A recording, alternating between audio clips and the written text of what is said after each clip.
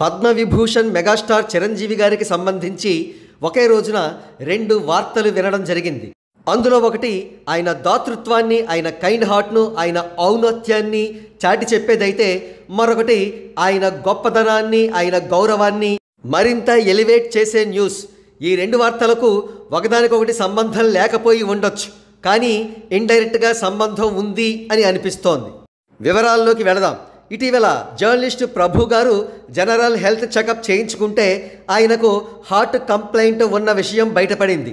తదనంతరం చిరంజీవి గారు ఆయనకు ఎంతో హెల్ప్ చేశారు.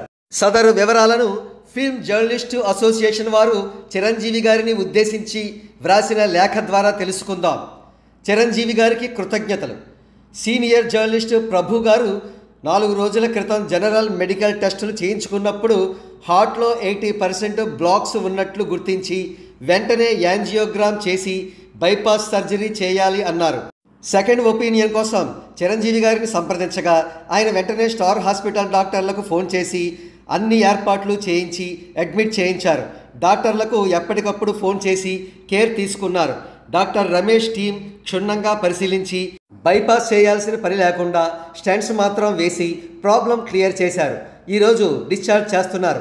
ఎన్నోసార్లు మన జర్నలిస్టుల అసోసియేషన్ వాళ్ళు వాళ్ళ యూనియన్లో చేరి హెల్త్ ఇన్సూరెన్స్ తీసుకోండి అని చెప్పిన ఫిలిం క్రిటిక్స్ అసోసియేషన్లోనే కొనసాగుతూ ఈరోజు ఇన్సూరెన్స్ కూడా లేకపోవడం బాధాకరమైన విషయం. మంచి వాళ్లకు అంతా మంచే జరుగుతుంది. ప్రభు గారు ప్రాబ్లంను ముందే టెస్టుల ద్వారా తెలుసుకుని పెద్ద ప్రమాదం నుండి బయటపడ్డారు. మీకు ఇక తిరుగులేదు. మళ్ళీ యంగ్ అయ్యారు.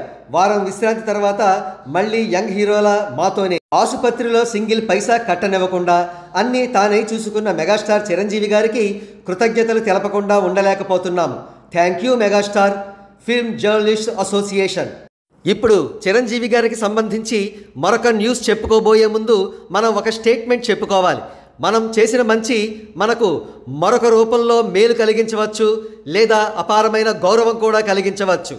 దానిని నిజం చేస్తూ యుఏఈ దుబాయ్ గవర్నమెంట్ వారు చిరంజీవి గారికి గోల్డెన్ వీసా మంజూరు చేశారు.